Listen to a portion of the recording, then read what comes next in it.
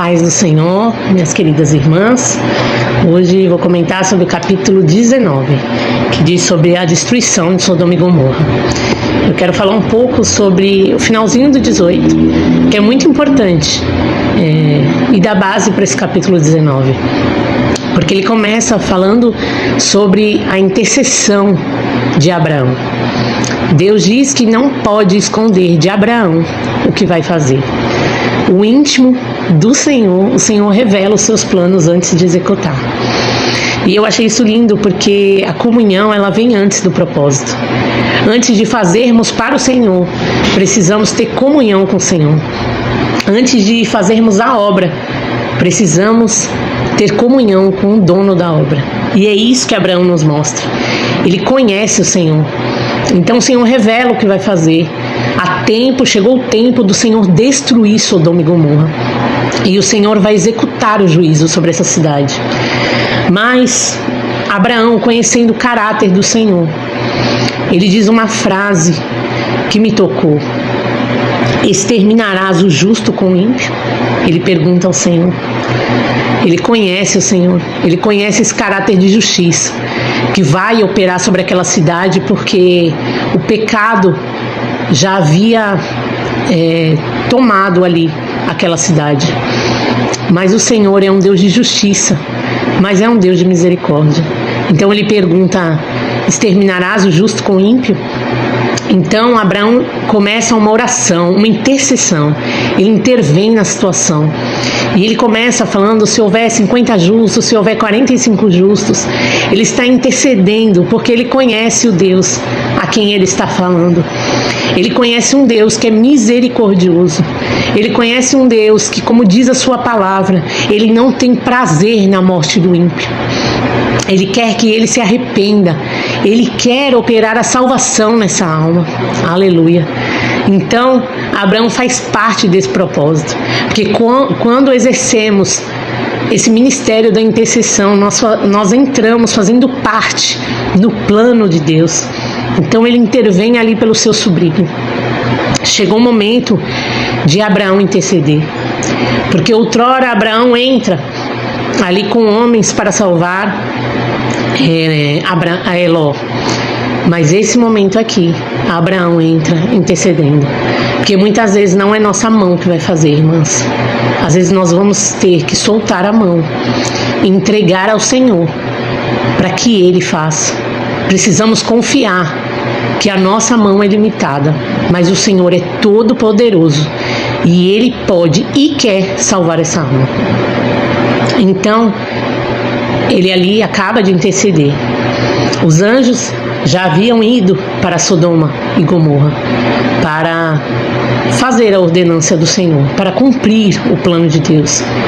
Porque o Senhor, Ele contempla todas as coisas. Aquele pecado, aquela cidade já estava tão em pecado que não havia 50 justos para que o Senhor poupasse a cidade. Não havia 45, não havia 40, mas havia um justo. Então esses anjos vão até aquela cidade, eles encontram Ló. Ló, apesar de estar numa cidade ímpia, ainda é um homem de bons costumes. Ainda é um homem que, assim como o seu povo, é hospitaleiro. É um homem que, pelo que eu li, ainda tem uma sensibilidade. Apesar de estar num lugar pecaminoso, é um homem ainda sensível para ser hospitaleiro, para oferecer algo para aqueles anjos. Abraão, como Abraão, Ló, também é hospitaleiro. Também ali quer oferecer algo para eles. Mas o Senhor precisava destruir a cidade de Tiraló. E ali, nesse contexto, o Senhor teve misericórdia deles, né? Vai ali e tira Ló com toda a sua família daquela cidade. Era a hora de Ló sair. E o anjo diz que não pode destruir a cidade com Ló lá. Olha a importância, minhas irmãs, da oração. A importância de sermos intercessores. Deus ouviu a oração de Abraão, assim como ouve a minha e a sua oração. O Senhor está nos ouvindo, continue intercedendo. porque ele vai ali, o anjo, e tira para fora a família de Ló. E creia que neste dia o Senhor também ouviu a tua oração e ele vai tirar como um forte o seu familiar do pecado, o seu amigo, a sua amiga, o seu filho. Ele vai tirar e vai operar a salvação. Assim como Jesus fez por mim e por você, ele nos tirou com mão forte do lamaçal do pecado. Ele foi o nosso intercessor. Ele foi o sumo sacerdote das nossas almas. E assim também nos deu esse ministério por intermédio do Senhor Jesus, de sermos intercessores, de batalharmos por essa alma que está no lamaçal do pecado. E o Senhor tem poder de tirar esta alma que está nas trevas para levar para a maravilhosa luz. Então creia no poder de Deus sobre a vida do seu familiar. E ali ele tira a família de Ló. E por um instante a mulher de Ló olha para trás e ela vira uma estátua de sal. Por um instante ela olha para algo que havia prendido ela por um tempo. E nós precisamos, irmãs, seguir, olhar para frente, porque as coisas elas já estão passadas, daquele lugar que o Senhor nos tirou, nada mais importa. Então olhe sempre com os olhos de fé, olhe para o autor e consumador da nossa fé, que é nosso Senhor Jesus Cristo. As coisas velhas já passaram, eis que tudo se fez novo. Então muitas vezes as circunstâncias querem fazer isso conosco, que fez com a mulher de Ló, quer que venhamos a olhar para trás, mas atrás não há nada de bom. O Senhor nos chamou para caminhar em novidade de vida e precisamos crer nele, precisamos olhar para ele, olhar para frente. Creia que o Senhor tem mais para fazer.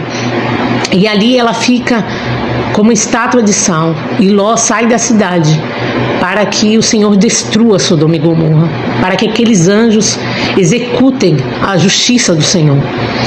Então quando Ló sai ali com as suas filhas daquela cidade, ele pede para ir para uma cidade que é Zoar, e ele fica ali com as suas filhas. Naquele momento ócio, naquele momento de recomeço, naquele momento de incerteza, que estão ali os três, as filhas de Ló têm uma ideia pecaminosa. As filhas de Ló olham para a circunstância e têm uma ideia absurda, que é ter relações com seu pai. Todas as duas, né, têm relações com seu pai para que elas tenham filhos. É uma ideia humana, é uma ideia precipitada. Precisamos ter cuidado com a precipitação, porque ela leva à ruína, diz a palavra do Senhor. E aqui vemos isso. A precipitação das filhas de Ló levaram elas à ruína. Muitas vezes lemos e pensamos, não, mas isso aqui é muito grave. Mas precisamos pensar nisso para as coisas pequenas e para as coisas mais graves, porque o pecado ele nunca começa de uma coisa grande. O pecado nunca começa de algo visível. Muitas vezes é uma coisa quase que imperceptível. É uma pedra bem pequenininha. Muitas vezes é só um embaraço, mas pode nos levar ao pecado, como levou elas. E dessa relação que cada uma teve com seu pai, nascem dois povos, os amonitas e os moabitas, que lá na frente nós vamos acompanhar, que são povos que são inimigos do povo de Deus. São povos que tem que lutar, que o povo de Deus tem que lutar contra eles. Então, minhas amadas e queridas irmãs, que venhamos a ter cuidado com a precipitação. Por vezes não temos respostas no recomeço. Às vezes está tudo muito incerto. Chegamos a um local que não conhecemos, a uma circunstância que não sabemos como lidar. Mas creia que o Deus que deu livramento, o Deus que te tirou do lamaçal do pecado, o Deus que te tirou daquela situação que você achava que não tinha mais como sair, Ele é o Deus que pode operar na sua vida. É o Deus que pode e vai fazer na sua vida. Então você precisa crer que Deus vai fazer. Ele vai continuar com você neste recomeço. Se você está no momento que não está ouvindo a voz do Senhor, se acalme, espere no Senhor que Ele vai falar e vai te dar direção. Peça a direção de Deus neste dia. E assim eu deixo essa palavra para a meditação das irmãs. Deus as abençoe.